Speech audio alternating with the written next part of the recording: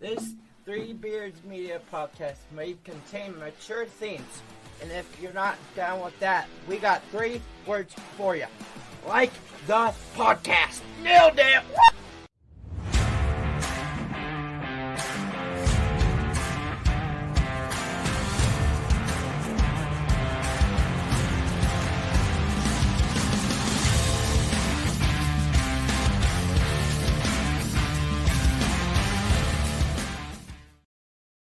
All right, everybody, welcome back to False Starts. I am Chris Shipley. This is Bill Blank. Bill, it is so nice to see you back on the microphone. How are you feeling? Good, man. I'm pretty close to being back to 100%. It's good to see you too. It's been a strange, I guess, almost month now. I mean, past 3 weeks have been quite a life-changing whirlwind. But I don't know. At the end of the day, I think maybe a blessing in disguise. We can explore that. That's how I'm choosing to look at things now. That's the best way to look at it, really. I mean, we'll dig into what happened the last month here or so. But for people that are catching up, sure. A couple weeks ago, I messaged Bill. We had a guest booked for False Starts, and I wanted to just touch base with Bill. And Bill's response was, "Shit, I forgot to tell you, I'm sitting in the hospital." So, why don't you fill everybody in as comfortably as you want to be about what put you in there and what's going on? No, it's understandable. I mean, it's one of those things where you've got like a group of people that you need to let know. You know what I mean? Right. And then like you forget that there's other responsibilities. Yeah, that was so straight. And it was funny, you know, I actually thought about when I was in the emergency room, because this is what's one of the fucked up things is, okay, I mean, I was in the hospital for a week. I went in on Sunday. I didn't get out till Friday.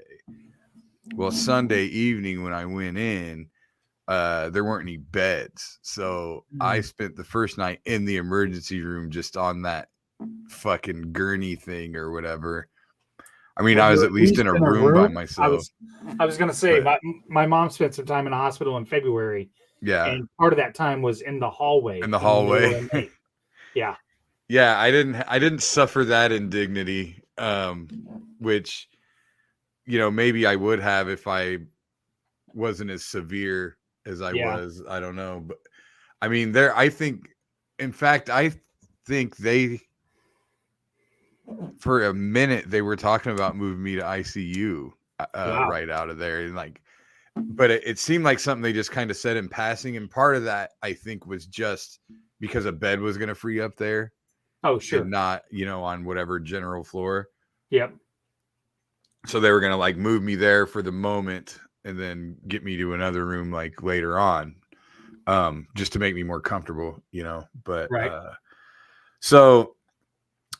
long story short, I had pancreatitis, and I don't know if you're aware, or I'm sure some people know, but it's literally the most pain I've ever had in my life. I have never been in more pain.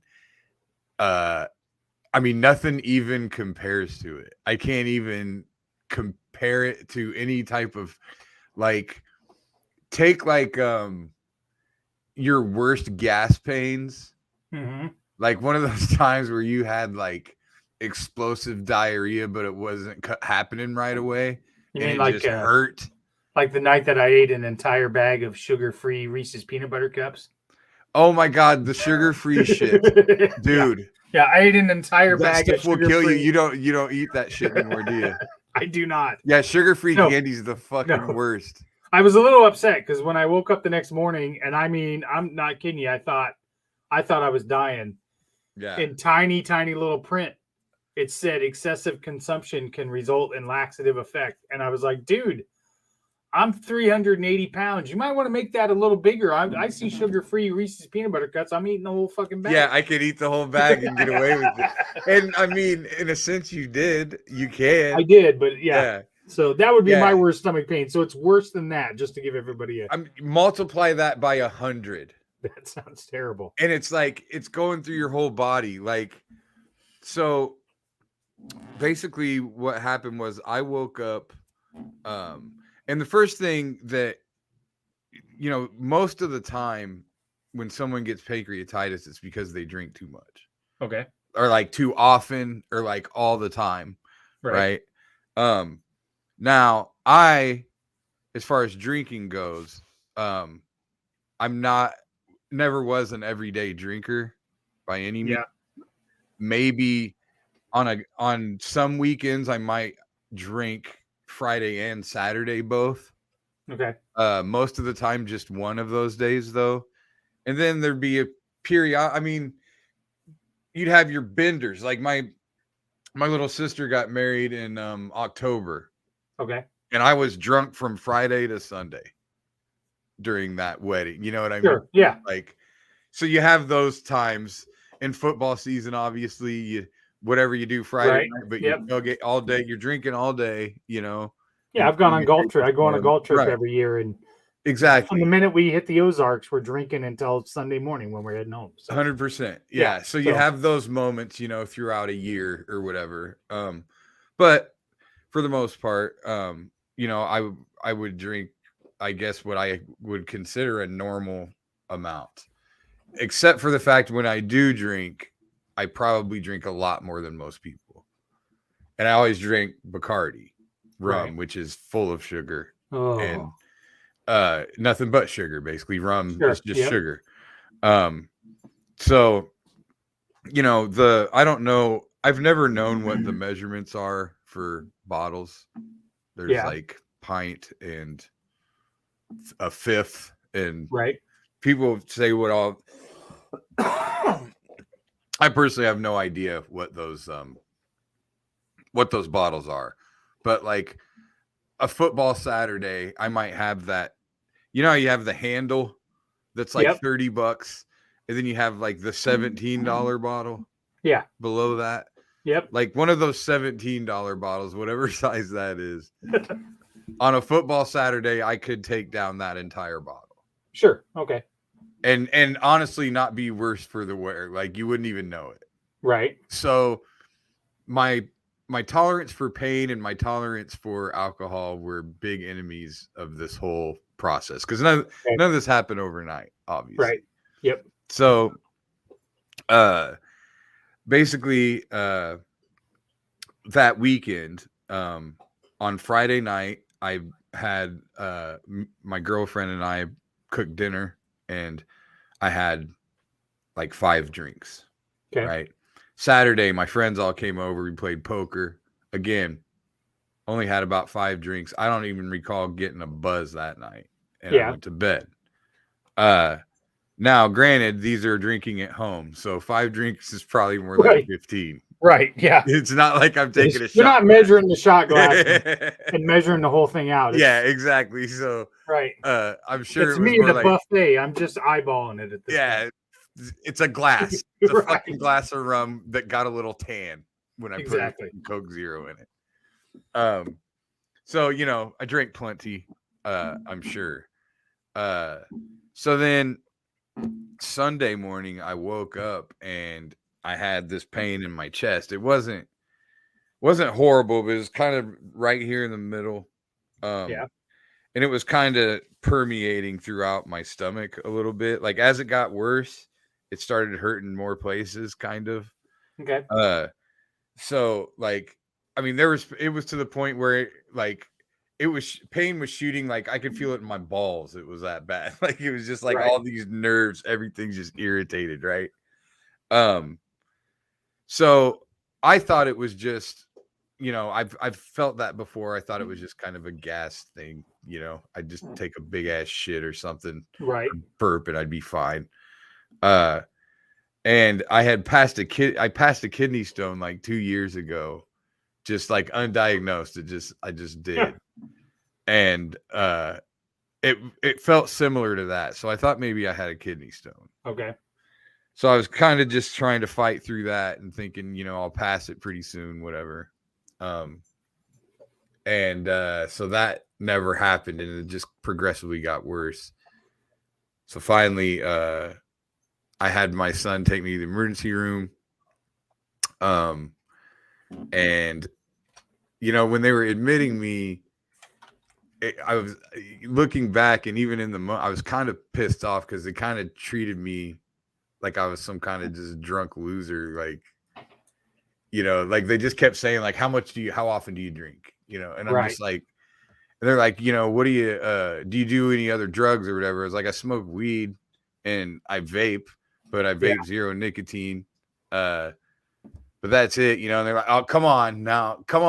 And I'm like, why would I tell you the truth about smoking weed, but then lie to you about how often I drink? Like, Jesus Christ, it's like I was in there trying to get pain pills. Right. Like and because I was in so much pain, and like I have such a high tolerance for pain, what made me go was I finally said to myself, like, all right, this is getting to the point where I almost can't stand it. And if I let it get that far, it's probably something really wrong. Yeah. I know my threshold's really high. Right. And so again, pain tolerance for alcohol were my total enemies, in the situation.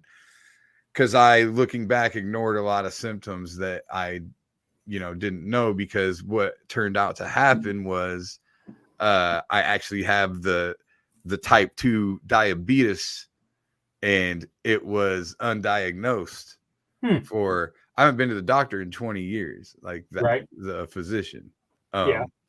So I always just ignored stuff, thinking like it would go away, or I'm just getting old, Right. Like my feet hurt all the time for probably the last like 5 years. Yeah. And since I got out of the hospital, my feet haven't hurt at all. So like there's some kind of deficiency that I had for years, basically. Sure. So they basically said that I had, so it was a combination of undiagnosed type 2 and the drinking that weekend. Okay. Just a perfect storm of shit basically coming together, and both kind of caused each other. And so the pancreatitis, your pancreas is what's responsible for giving insulin to your body. Right. So my blood sugars were way, way, way up, like over 300. And it was, I was hurting. It's weird though, because I never felt any type of symptoms, like diabetic type symptoms. Right. Like I didn't feel lightheaded. I didn't feel weird. Like I just hurt. Yeah. And then they finally gave me something for the pain. And by the time I got to my room, I was on fentanyl. I had my own every 10 minutes. And it was hilarious because like the first day that I had it, like you can only hit the button every 10 minutes, right? Right. No, I know. And so if you hit the button too soon, the thing has like a red light, right? Yep. And if it's giving it to you, it's a green light. Right. I'm telling you for sure that first day it was red more than it was green, like by a long shot. And then like I have people visiting me, and I'm like, hey, just don't, I'm on some strong ass. And it was weird because all I really felt was tired. I mean, it just kind of made me drowsy. I didn't really feel any euphoric. No, it's more of a feeling of you just feel like you just sink into the bed, right? And you just and your whole body just relaxes. Mm-hmm. That's kind of what I remember from. I had I think they called it Dilaudid or something like that, I think is what it was. When I had to go back to Iowa City, and this wound on my neck had gotten infected. Mm-hmm. So they had to cut it all back open and then basically drain the infection. And I had to pack it every day. And I remember those first few days back in the hospital, I had kind of a similar thing. And yeah, you just hit the button, and then you would just like sink into the bed, and you're just like, oh. I kept thinking of that's fucking amazing. I kept thinking of Look Who's Talking. Yeah. when she gets the drugs and she's about to have the baby and she's Yeah. like, oh, thank you a really lot. Like, so I want to say every time I hit the button, oh, thank you a really lot. Because it was, I mean, that shit was lasting 5 minutes. It'd be 5 minutes and I was in pain again. So it was like, come the fuck on, man. Yeah. And and I've never been in pain like that before, where I'm like, just let's go, you know. Yeah. But yeah, I mean, I just found myself kind of nodding off and stuff. It was never any with, you know, euphoric type, you know. I wasn't saying shit that didn't make sense, you know. I wasn't being weird or anything. Yeah, and then and it's funny because then they got me off of that and on hydrocodone. Yep. And I could take that every 4 hours. By the time I got out of the hospital, I was still in enough pain, like, because the only treatment for it is to watch my blood sugar, like get insulin in me, get all this happening, and then just manage the pain until I'm not inflamed anymore enough that I can go home. And so basically the Friday when I went home, I was still in considerable pain. And so I couldn't, you know, and I could still take the hydrocodone, you know, they sent me home with hydrocodone. But I was also sent home with 12 other prescriptions. Oh yeah. So, but that first night, like I couldn't sleep, and I looked, I could take at 4:30, I could take another one at 4:30 a.m. Yeah. And I was up in pain at about 4:15-ish, and I'm just sitting there waiting, like trying to make it 15 more minutes. Right. And I look down and I see that it's 4:20. So then I was like, you know what? I haven't fucking smoked any weed yet. So I smoked weed, and it was the most pain-free I'd been in a week. I fucking went right to sleep for 4 hours. I didn't even take the hydrocodone after that. Isn't that crazy? Yeah. So fuck everybody that wants to keep weed illegal, because I swear to God, it was the only way I got to sleep after I got out of the hospital.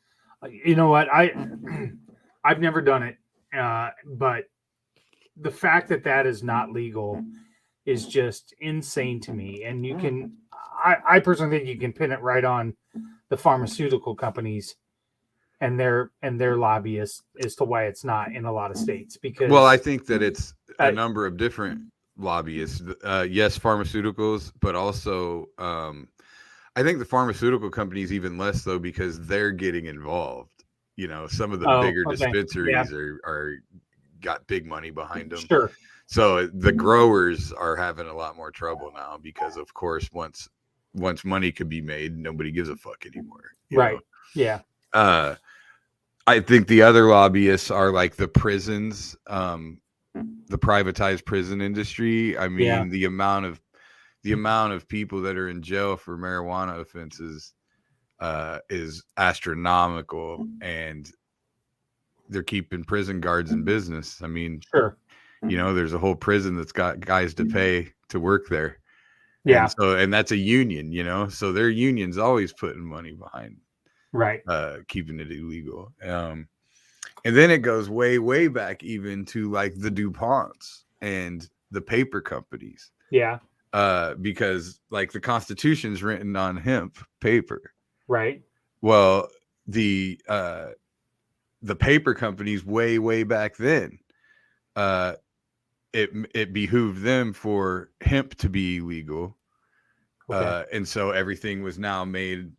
They made all the paper. Everything was made out of the trees. I had no idea that. I mean, that makes sense. I had no idea. Textiles and whatever else. Exactly, 100%. Yep. Yeah. So that whole industry, that's where all those propaganda videos came from. You know, the old like Reefer Madness. Sure. Yeah. Have you ever watched Reefer Madness? No, I have not. But dude, you have got to look that shit up. It is one of the most hilarious things you'll ever see. Because watching it in the context of now, it's like, oh my God, it's supposed to be funny. But it's 100% meant to be, you know, a propaganda. Like it starts out with the guy's talking about how a guy got high on marijuana and killed his whole family with an axe. And Yeah. I mean, it is insanely funny. It's so goddamn funny. That's crazy. Yeah, it is weird because I know Minnesota just signed a law. Of course, Illinois signed a law. I was in Illinois. Stacy and I were in Galena for our anniversary. Mhm. This is kind of a funny story. And we're walking around downtown Galena, and my mom, who was back here in Iowa, she had really bad restless leg syndrome. And my sister had said, if you're there, why don't you pick up some cream, some THC cream, because it would probably help her legs. So we go, I don't know, we went into this place to go have lunch, and I had, I think, 2 Long Island iced teas. No, I had 1 because that was enough. So I had already just drank a bunch of alcohol, and we're walking down the street, and we walk into this dispensary, and the guy's, I'm telling him what I need, and he's like, well, why don't you try this cream? So I probably rubbed 2 different creams all over my arms, just to. So then we bought some cream, and I get probably 3 blocks down the street, and I'm sweating like it's hot. And I go into the store, and it's got air conditioning, and I'm still hot. And finally, I told Stacy, I go, listen, I got to sit down for a while. And I'm thinking that probably wasn't such a hot idea. Drinking all that alcohol and then rubbing a bunch of cream all over me. Was I so sat it was down on the THC bench. cream? Yeah, It wasn't CBD? No, I don't know. I don't know what it was. All I know is I had to sit down on the bench for like a half an hour while she went and walked around. It was a lot. So Oh, that's great. You're about to have an anxiety attack. I was just sitting there with my shirt on. It had a big picture of a guy with a beard that said, "Sorry, ladies, this beard is taken." And I was just sitting right there on the bench. So. Damn right it is. That's right. My wife was like, "That's my man." You're about to curl up in the fetal position. Oh, I love him so much. He's my rock. Look at that. That's right, ladies. He's mine. Oh man. So yeah, so you talked it was about. Go ahead. You talked sorry. about. That's okay. You talked about not benefits, but maybe some. Oh, blessing in disguise. Blessing in disguise. Yeah. On. So. Well, it's. I've always kind of been a person that really needed a kick in the ass to make a real change. In kind of any direction. Usually something dramatic has to happen. Yeah. So, it was a good wake up call that I'm getting to the age where I need to take better care of myself. And, it's luckily not too little too late. I mean, since I got out of the hospital, my blood sugar has been fine. Perfect, almost perfect daily, all day. So are you checking it now? Are you yeah, constant. I got an app. Yeah, I can check it right now. Here, let's check it. Let's see what my 128 right now. That's my blood sugar. So how does that do that? Do you have a monitor somewhere? Yeah, I got a thing in my arm. Yeah, I got a little plastic thing, Bluetooth thing. I was pricking my finger for first week. Right. But I saw a dietitian or whatever last weekend, and this is a free sample. They've called in more. I don't know if my insurance is going to cover it or not yet, but if they do, I'm going to stay with this thing because I can watch it in real time. Sure. Yeah.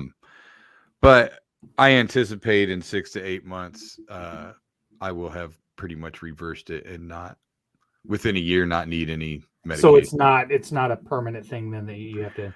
No, the type 2 is, type 1 you're generally born with, or it's just like super bad. Yeah. Type 2 can be controlled with diet and exercise. I guess in a way, once you have it, you don't ever not have it. So in some kind of way, you're in remission almost, but it's not really what it is. It's just it's being controlled with diet and exercise rather than medication. Okay, that makes sense. Yeah. And it's not like my life's over. It's not like I can never have another drink. I don't have to quit drinking altogether. I mean, I'm not gonna drink for probably 6 months or so. Just right now I have no desire. 6 months puts you middle of November. Brian Ferentz's offense. You're gonna be able to handle that. 6 months. Okay, so let's do more like, what is it? The 5th month. Yeah, it's the 5th Okay, month. let's do 5. Let's do 4. Let's do 4 months. 4 months will get you through the preseason. Yeah, 4 months will get me to September. Yeah, you'll be good. Yeah. Then. Yeah. See, here I am looking out for you. Yeah. So 4 months. So, but even then, I have Right. to. I can't drink like I did. Right. And I can't drink rum anymore. I got to drink some. I'll probably have to go to vodka, or maybe even become a beer guy, which I've never been. But that's what I drink. That's what I always drink in the stadium because that's all there is. You get better. We'll crack open some of this rye whiskey I got from Revelton. Yeah, see, I'm not a whiskey guy. I've never liked it. It doesn't taste good to me, but things might change, I mean, that's right. And that's part of, that's the mental part of this whole thing is, I was pretty depressed probably that first week that I got out, when I was just home. But it's like I went into, I feel like I aged 35 years like overnight. I feel like I went into the hospital a 44-year-old man, and when I got out of the hospital, I was 75.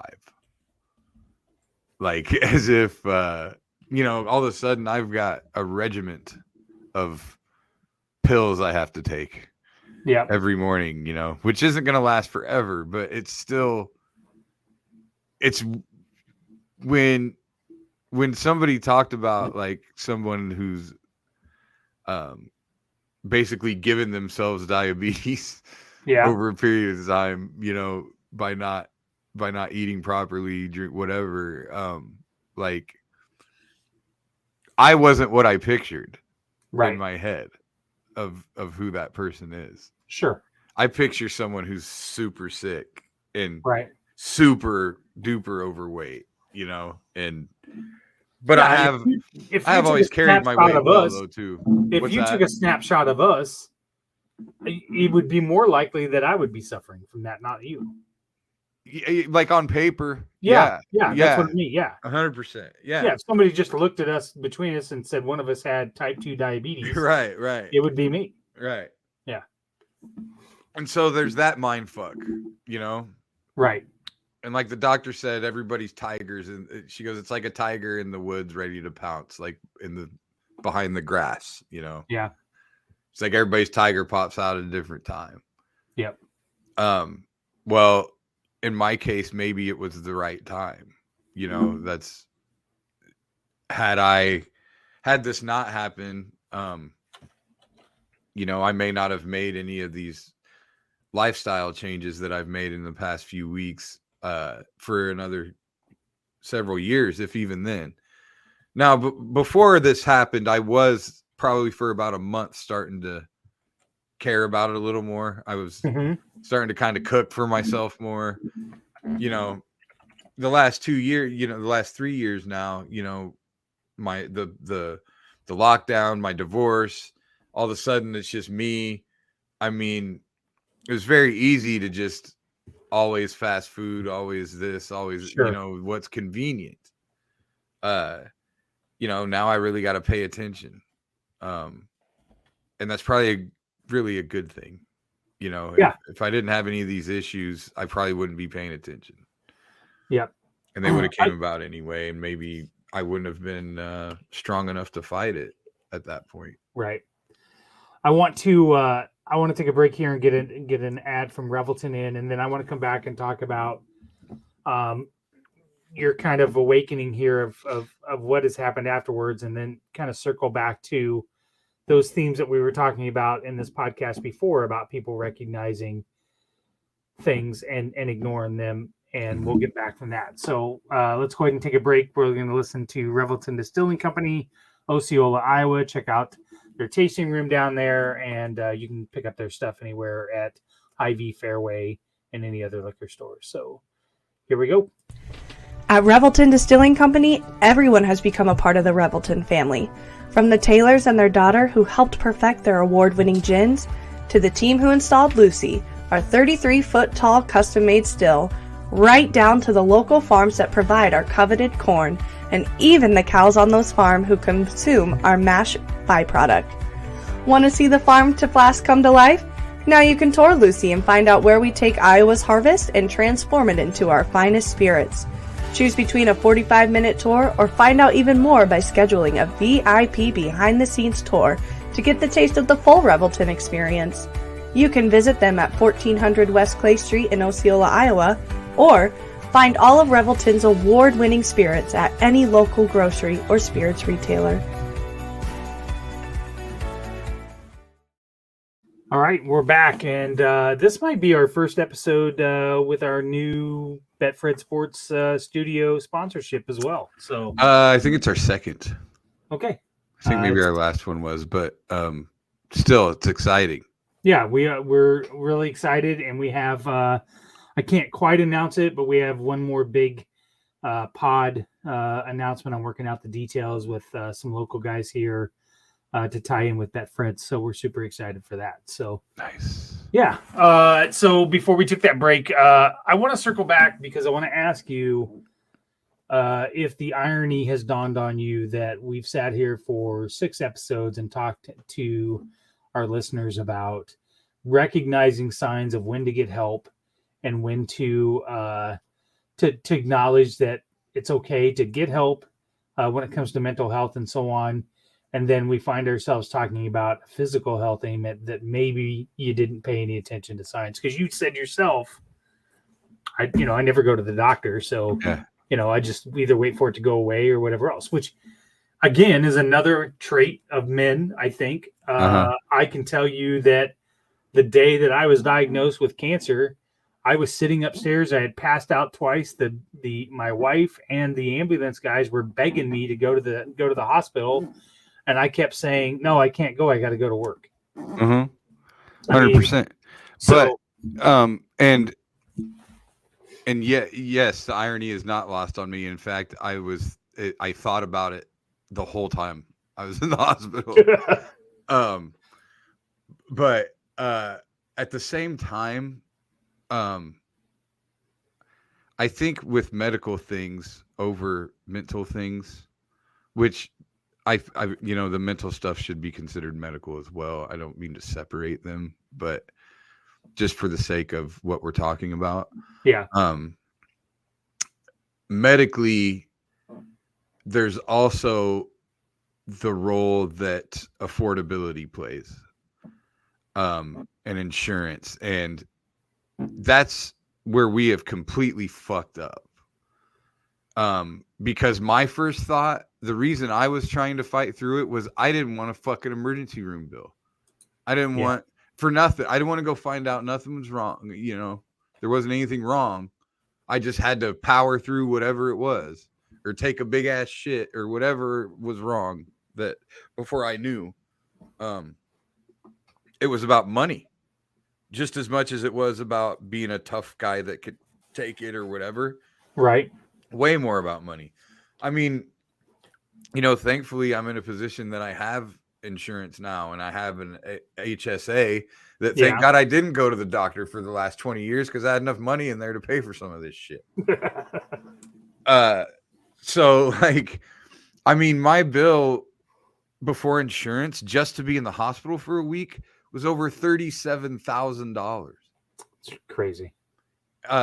And that's just the stay. That's nothing else. Right. That's a fucking travesty.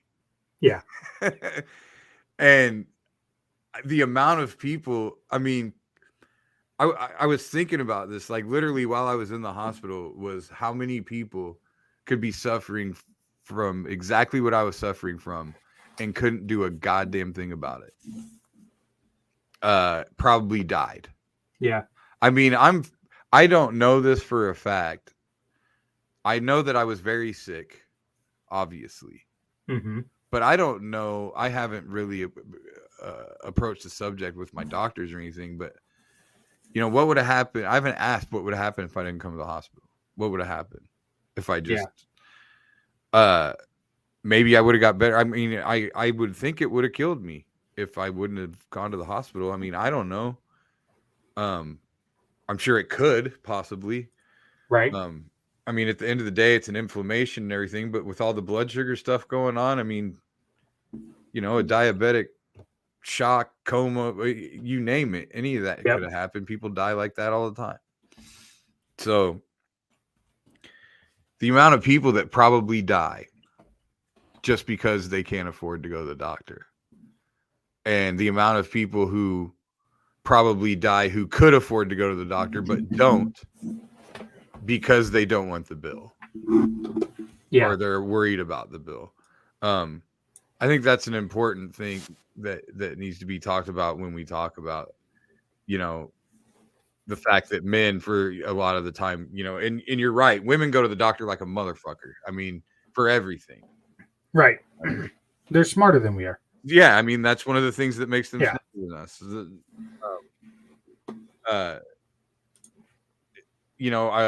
We tend to think as a species a little more logically, and so those problem-solving situations come into our head where, emotional, people that operate a little more emotionally are more likely to just be scared enough to go to the doctor, Right.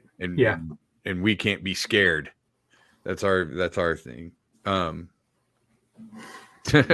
Yeah. Denny says my dad's bill for his birthday 85 years ago was $125. That included 1 week stay for him and my grandma. Yeah. No kidding.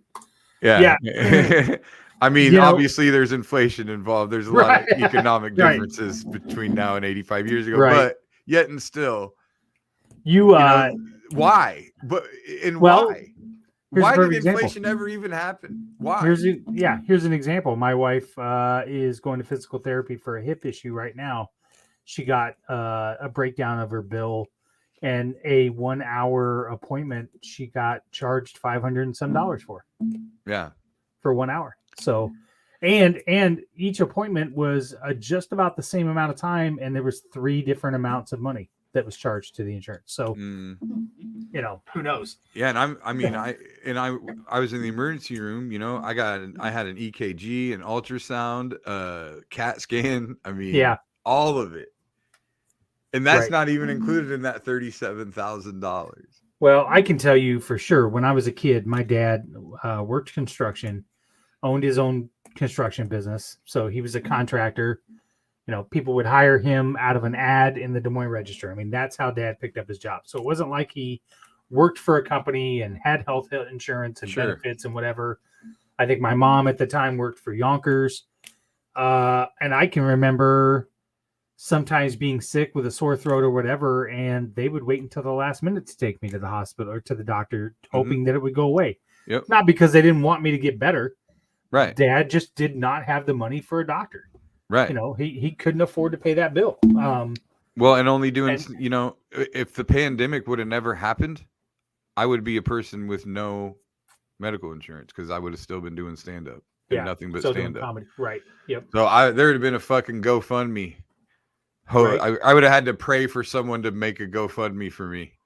Yeah. And comics are good at coming through with shit like that. I mean, I'm sure people would have rallied, but thank God, I guess, that things have gone the way they've gone, and I've been forced to do things and have the benefits and stuff. But I mean, that's a great point, because I never you really nailed it. The money issue didn't really dawn on me. Mm-hmm. Probably because of my privilege, right? I have not, since I've had a full-time job and been working since I was 20-some years old, I've always had health insurance. Sure. So, my privilege is showing there. That didn't even dawn on me. I wouldn't call that as much privilege as, I mean, it's not like you didn't work. You worked and you got no. But I'm saying I take it for granted, right? I mean, I look back and went through cancer and chemo and radiation, and I was worried that I wasn't going to be able to work and make a paycheck or whatever. But in the back of my head, I was not worried that insurance wasn't going to pay this extravagant bill. Yeah, you know what I mean, right? Now and that's where it had to get to me. For me, I had to be in so much pain that I didn't give a fuck how much it was going to cost. Right. Anymore. Yeah. you know? Right. And like, I mean, you know, my son took me to the hospital and we're sitting and he's asking me like, should I call, you know, his grandma, my mom, Right. you know? And I go, not until we know what's wrong. Right. And he's like, well, I was like, I'm a 44-year-old man. You don't tell people you went to the hospital with chest pains and just leave it at that. Right. Like, Yeah. Right. Yeah. Yeah. Because now all you've done is worry them for no reason. Exactly. You I'm know, like, we're you gonna don't know wait what to until worry there's about. a diagnosis before we tell anybody, you know. Right. Yeah, I did the same thing. I was in the hospital for 3 days before I told anybody Yeah. what was going on. So yeah, and I mean, and it's not like you're not necessarily. It's not like you're avoiding it. It's just that you don't want to. When things are that doom and gloom, you don't want to just spring that on somebody if you don't know that's the case. You know, you don't want people guessing. I also think it again for me goes down to the same thing that we've talked about before when it comes to men. I would rather put all that worry and stress on me and not have anybody else worry about it. It's not. I don't want to burden anybody else. So that was the big thing for me is I didn't want anybody to know. I mean, I've said this now later on. A lot of the times when I went through chemo and radiation, I was having some pretty rough days and some rough nights. I never once ever wanted my kids or my wife or family to know that, right? Mm-hmm. There were a lot of nights by myself, 2:00 in the morning, where I was sitting in the recliner or whatever, you know, crying or in pain or whatever, and didn't want anybody to know. I have side effects now. There are times where I have to sleep every night. I have to sleep at an angle because of the cancer surgery that I had. They removed my esophagus and pulled my stomach up, and there is nothing there that stops that stomach acid or whatever. So if I lay flat, it'll roll right into my lungs and burn my lungs and cough. And next thing you know, I'm throwing up. And there are times where sometimes I will slip down in the bed or whatever, and I'll wake up and coughing, and I have to go downstairs. I have to get a big glass of ice water. I'll have to sit in the chair. Sometimes it's as bad that I'm coughing so bad that I go in the restroom and throw up. And then I can't take deep breaths anymore either because of COVID. So it's a pretty bad nightmarish night. And there'll be a lot of times Stacy will come downstairs in the morning. She's like, I didn't even know you got out of bed. Why didn't you tell me? I don't want you to worry about it. Right. Well, I mean, why should we both sit up all night? Right. Yeah. You know what I mean? You need your sleep. It's my problem. I'll deal with it. Yeah. It's the same exact mentality. Yeah, it's true because you're supposed to be the rock. Yep. You know. Right. I mean, that's one of those things it's a toxic trait that we have that isn't always our fault. So it's bestowed upon us a lot too. I mean, my ex-wife made me feel like I couldn't show any weakness whatsoever on anything at all. Mm-hmm. Right. Or she was going to be out, you know? Right. And, so yeah, I mean, you avoid any conflict. I mean, I can remember being like 19 or 20 years old, and I thought I had an STD. I didn't, but I thought I did. Yeah. But I was like, I waited to go to the doctor until after the holidays because I didn't want to ruin any, you know, like at that time it was like, oh fuck, I have AIDS, no matter what. Right. You just thought you had right. AIDS. You didn't like, want. I had sex yesterday. I have AIDS now. Like, you didn't want to. Right. You didn't want to have Christmas morning and then tell everybody you had to clap. Yeah, I was like, I'm not going to tell anybody. I'll wait till after the holiday. I don't want to ruin anybody's Christmas. Hey, Mom, I got AIDS. So I didn't go to the doctor till after Christmas. Turned out everything was fine. But yeah, it just goes all the way back there. I mean, it's been in my head. That mentality's been there my whole life. But that's been the like I said earlier about going in and coming out, and I bet you've probably had those same feelings with the cancer, where you just all of a sudden it's like you're a senior citizen or something once you got out of the hospital. I mean, I I actually just walked out of the hospital. I thought they were going to have me in a wheelchair. Yeah. And wheel me out there. My mom was going to come and pick me, Right. And, I mean, I just walked out, but in my head, yeah, I had a walker with tennis balls on it as I'm leaving the fucking hospital. The biggest thing for me was, and I had a feeding tube for 25 days after the surgery. So walking around with that stupid little machine and we'd go out to places and I'd have to carry a backpack with it in there and things like that. But the biggest thing for me was once that left and I was getting back to what my normal routine was supposed to be, I was weak. Yeah. I was really weak. I couldn't do the things that I used to be able to do. And then I ran into an issue where there was one time at work. So I went back to work. I had surgery on the 5th of December. I went back to work like the 15th of January. And we were supposed to go on a trip to Florida with the kids for a Disneyland choir trip in March on spring break. And I think it was probably mid-February. I was sitting at work one day and my head was drooping. Like I couldn't even stay awake. And I'd get home from work and it'd be 3:00 in the afternoon and I'd lay down on the couch and sleep all night. And I could not figure out what was wrong. And it turns out I had so many vitamin deficiencies from just lack of, from all that it popped up but the week before I was supposed to leave for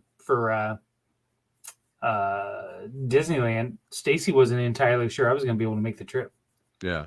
And I remember just being so pissed because I had just started going to Farrell's like 3 months before I got diagnosed. Right. And I was finally starting to get my health in order and was working out and was feeling really strong. And so, yeah, I mean, it's a gut punch to see those things that you can't do. And then you stare that in the face and go, is this what it's going to be like the rest of my life?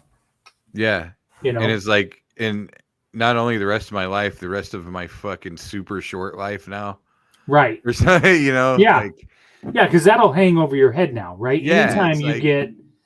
Anytime you have pain or you'll start to wonder in the back of your head, is this another episode? You know what I mean? Yeah. And I mean, you've got it worse than me in that respect, I'm sure every little thing, it's like, oh shit, it's back. There for a while, it was when I'd go back for a scan. I'd have to go back for a scan every 6 months. Mm-hmm. And I'd walk in there and go, okay, well, I need to mentally prepare for bad news. Right. And didn't get bad news. Now, I will tell you the only thing that really snapped me out of it after the fact was Dr. Broker, my oncologist, the last scan that I had, he said, you're all done. I don't need to see you anymore. He said, but I'm going to tell you something I would not have ever told you. He said, the day that you came into my office the first day, and after you left for that first appointment, I looked at my assistant and said, I'm going to give that guy about a 5% chance of living. Wow. Because of the type of cancer I had, and the fact that I had gastric bypass surgery, and at that time my stomach wasn't a viable option for them to use after the surgery. They had a bunch of unknowns. Yeah. He said that I was giving you a 5% chance.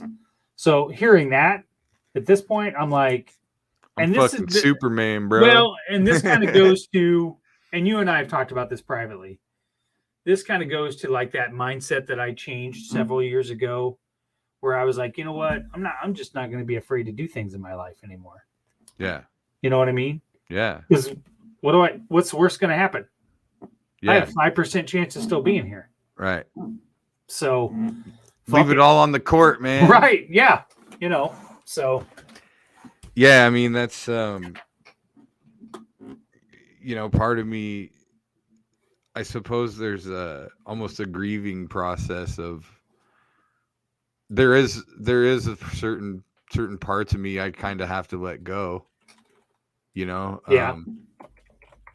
Mostly, but at the same time, it's like, once I get, my pancreas is still not fully healed yet. I mean, I can, like you talked about the weakness. I've just started this past week. I've been pretty pain free, and I can, like, my sister gave the commencement address at Central College on Saturday, and I drove to Pella, went to that. It was an all-day event. Ended up walking quite a bit and felt great. Everything was fine.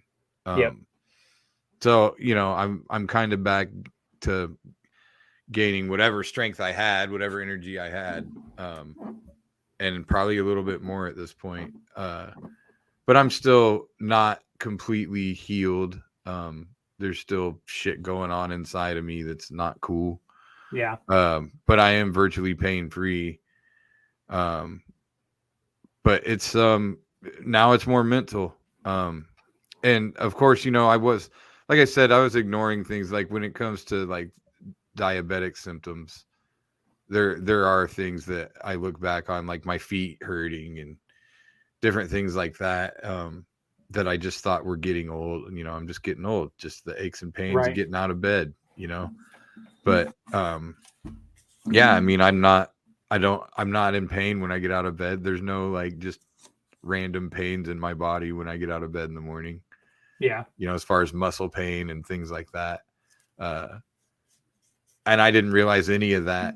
Again, it was a pain tolerance. Like none of it bothered me that much.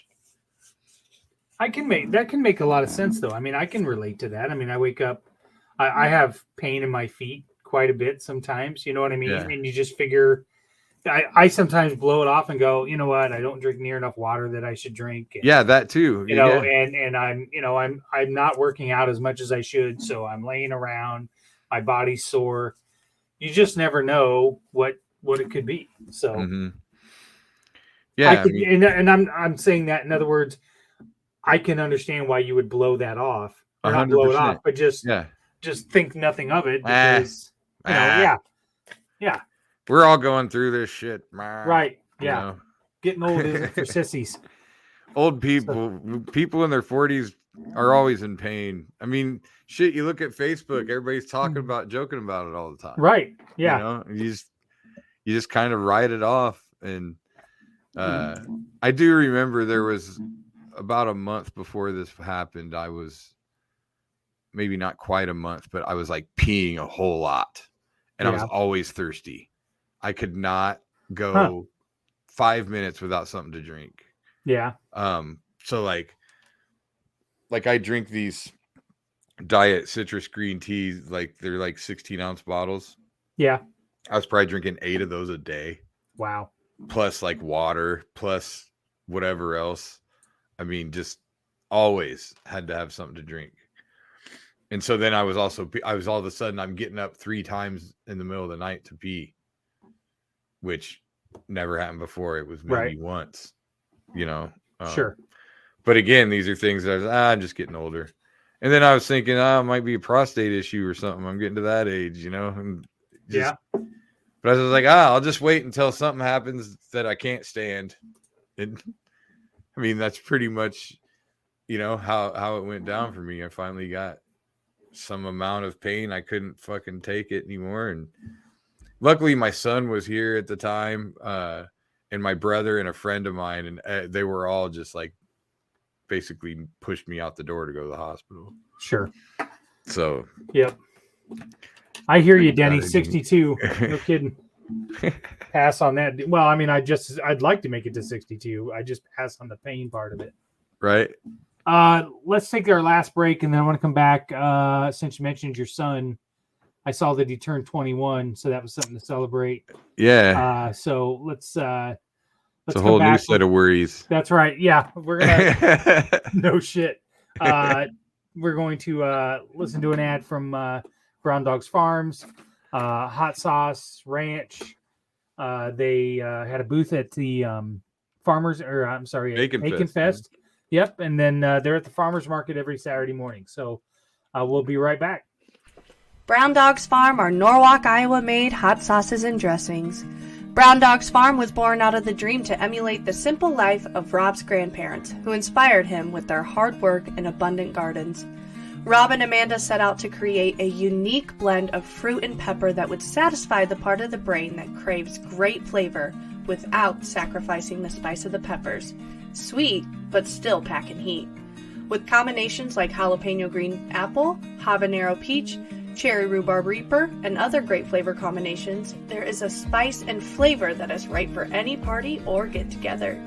BDF also has homemade versions of their classic and spicy ranch that are one of a kind. You can order all of those and more online at www.browndogsfarm.com and ask your local grocery to stock up. All right, we're back. So Billy turned 21, huh? He did, yes, on Saturday. Yeah. He was wrestling in Waterloo, so I didn't get to celebrate with him in person, but I think maybe this weekend there's kind of a bar hopping thing going on. I'll probably tag along for a little bit anyway. Maybe drive. I was just going to say, it sounds like you could be the designated driver. Yeah, I don't know how many of his 21-year-old friends I really want to fucking drive around. Right. While they're all getting drunk. It'll probably annoy the shit out of me. So I don't know. I don't know if I'll be able to hang in there that long, but yeah, it's been interesting, and thankfully I was out of the hospital for his last kickboxing match, so I got to go watch that. So he's kickboxing, he's wrestling as well. Mm-hmm. That sounds like the kid's living his dream. Yeah, I mean, the kickboxing part I didn't see coming. I knew he always wanted to be a professional wrestler. He's, always dreamt of being in the WWE or whatever. I mean, at this point, he's pretty deep into it to where it's funny. It reminds me of like my open mic days where you would learn like this inside thing about comics, and it's like you only knew or like it was kind of a well-known fact that Robin Williams was a thief, right? Like the guy would just steal fucking jokes all the time. What? What? Yeah. Oh yeah. Oh, I had no idea. Oh yeah, he was notorious. Huh. The difference though was he would get out the checkbook. Okay. The problem was he'd steal it first. Oh. And he'd get out the checkbook after he got called out on it. Yeah. Other guys, like the Carlos Mencias of the world just said, fuck off, Right. Anyway, I can remember being like an open micer and being like, hey, Rob Williams, fucking, like all of a sudden I can't stand Robin Williams or something. You know what I mean? So he'll say stuff, about like certain wrestling promotions and stuff, and it's just funny to kind of listen to. Like, he's got the inside, knowledge, and it's fucking funny. Like, so I guess I got to ask, being the son of a comic and somebody that's quick on the mic, surely his promos are pretty good. I wish I don't want they need work. I mean, I love him. My son, he's my favorite person in the world. And I want this to be his thing. I mean, I've had so many friends and so many people like, why don't you have your dad help you with this stuff? And he wants it to be his. He doesn't want my help, and that's fine. That's all right. If he wants my help, I will give it to him. Right. No questions asked. But I get it. It's okay. But I do want. Sometimes I see him and I want to help him really bad. Right. But yeah. I can't insert myself, and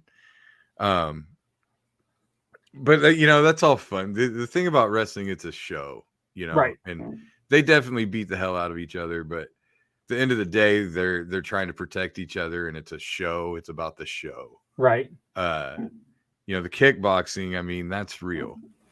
That's right. They're trying to knock each other out. So that's a little bit harder to watch. But it's also more like watching a sport. I mean, it is a sport. Sure. Yeah. It's more like watching him play basketball or baseball or something where right. You're like, let's go, like it's like watching a football game. Like you get into it like that. And my friends that I grew up with are all there, and they all treat him like he's their kid too, So sure. like all my friends, everybody's just out of their minds. And here I am a week out of the hospital, so I'm just like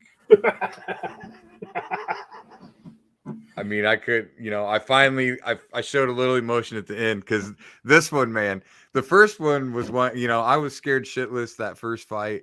But I felt like he was okay. I didn't, I knew it was the other guy he was fighting. It was his first fight too.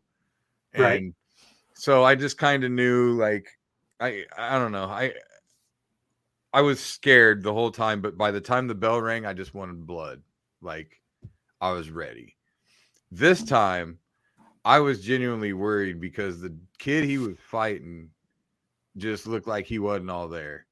Like, they showed, like, the way in, like, the promo picture, this dude had a look on his face like there's just nothing behind those eyes. Like, he's just gonna fucking, all he's ever done his whole life is fight. That's all he knows. He just looks like one of them dudes. Like he would just all of a sudden lose his shit and rip off a turnbuckle and like he just looked like that kind of dude. So I was worried about that fight. But man, the bell rang and he was way better than he was his first fight. Right. Just in general, just technically, like everything about him was a better fighter. But also it was clear that he was the better athlete. Okay. Yeah. Like this kid was stockier, beefier. Yeah. My son had maybe an inch on him height wise, but they both, generally the same height. But this kid like just looked like more like a man, Yeah. And I just, but it was very clear from the jump that my son was the better athlete, and you could just tell. I mean, it was one of those deals where like you're watching it and you could tell like, okay, one of these guys can play multiple sports. One of them can only fight, Mm-hmm. and so like you could just tell. Yeah. And he dominated it. He dominated all 3 rounds. I mean, it really wasn't even close. Like they scored, 2 of the judges had it 30-27. And I'm pretty sure the one that had it 29-28 was on drugs or something, because I don't know what they were watching, but everybody else. That's crazy. Yeah. So, I mean, he's 2-0 now. We'll see. There's still a part of me that wants him to just say that, okay, that's enough. I did that.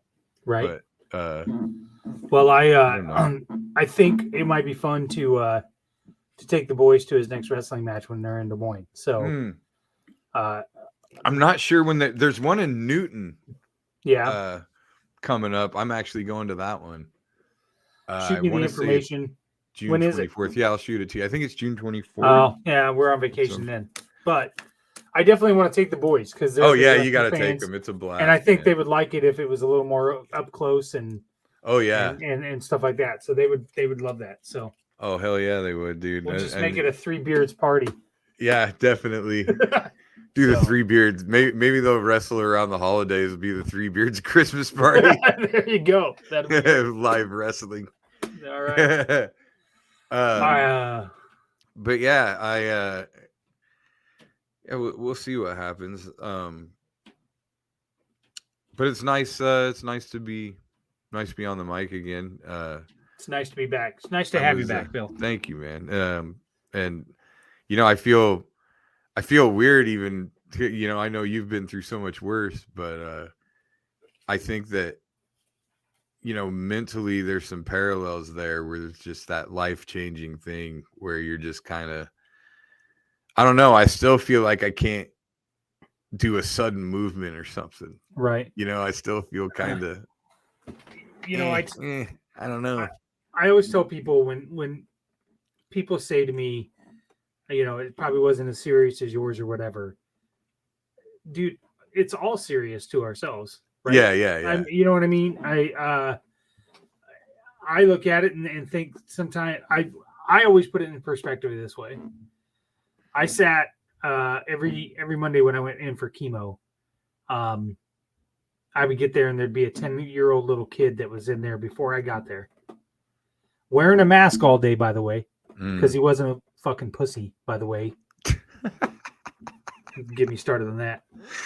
Grown men can't wear a fucking mask, but 10-year-old kid can. Yeah. And was still getting chemo when I left. And I thought to myself, there ain't no way I'm going to be allowed to bitch and moan about my life. Yeah. You know what I mean? Yeah. So Denny says it's nice you're back. Thanks, So, Denny. Appreciate Denny it. listens to all our Three Beard Show, man. He's a loyal listener. So Nice.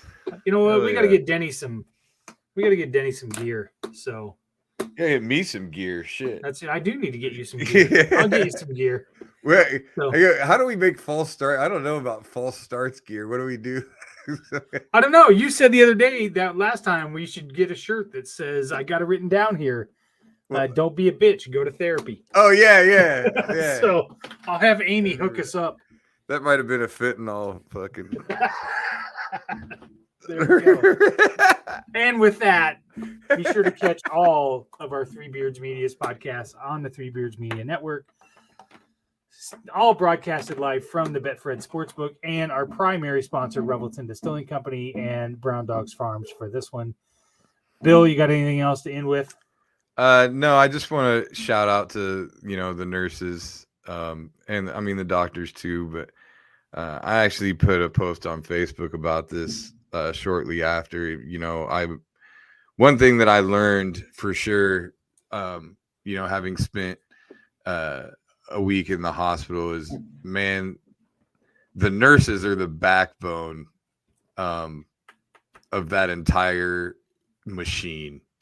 Like, I mean, I had the best care. I was at Lutheran. I mentioned when I was getting admitted, a few of those nurses were assholes, but they see what they see all day and they make their assumptions, whatever. It's fine. I'm sure as soon as they left work, they fucking binge drank or whatever. But right. Anyway, like, a few when I was getting admitted, I rubbed me the wrong way. There were certain things I wasn't happy with, but after that, and some of the other ones in the emergency room, but like once I was on a floor and had a bed, man, those nurses made me feel cared for constantly. I felt like they all really, really wanted me to get better.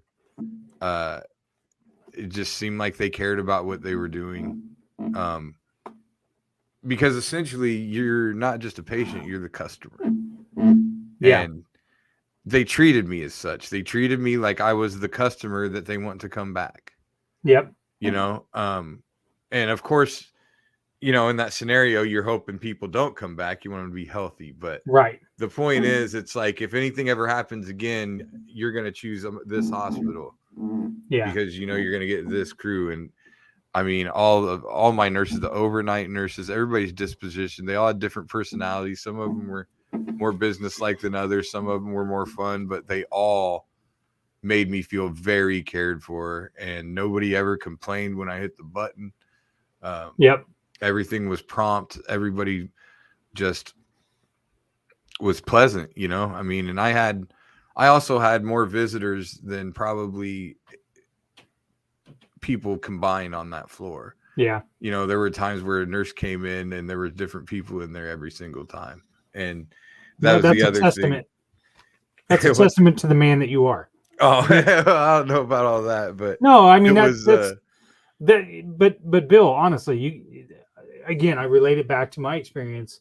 One of the things when you had said earlier tonight about an unexpected good thing that happened, one of the things that I found out was how many really good people I had in my life. Sure. And that's when you have people that reach out to you and come and see you and message you and whatever, most people will go on by with their day. They took time out of their day to do that because at some point you've made an impact on them. Yeah. So. And, I definitely appreciate, especially when, I'm in so much pain, like, even though I'm on these drugs, and I would tell them, like, please, if I nod off, don't take it personally, whatever. But right. I'm so happy you're here because I didn't feel as much pain with people around. I had people, sure. When you're talking, you're not just sitting there wallowing in whatever you're in. And it really helped the days go by. And I don't have time to name everybody, but the amount of people that came in and saw me, it was overwhelming. And I was emotional about how much love was shown to me. I really appreciate everybody that reached out online, everything. and the care I got. So I just want to make sure that everybody knows that I'm thankful and grateful. And I'm gonna end up being better, feeling better, being better than I ever have been in the end. As long as I stay the course. So that's the plan right now. And just let's not let's try not to ignore things. If something's not normal, do something about it. Just to put it simply, whether it's physical, whether it's mental, something just doesn't feel quite right. There's just no harm in figuring it out. Perfect. All right. Man. Well, we appreciate it. You guys, thanks for listening, everybody. He's Bill Blank. I'm Chris Shipley. This is False Starts. We will see you guys in 2 weeks.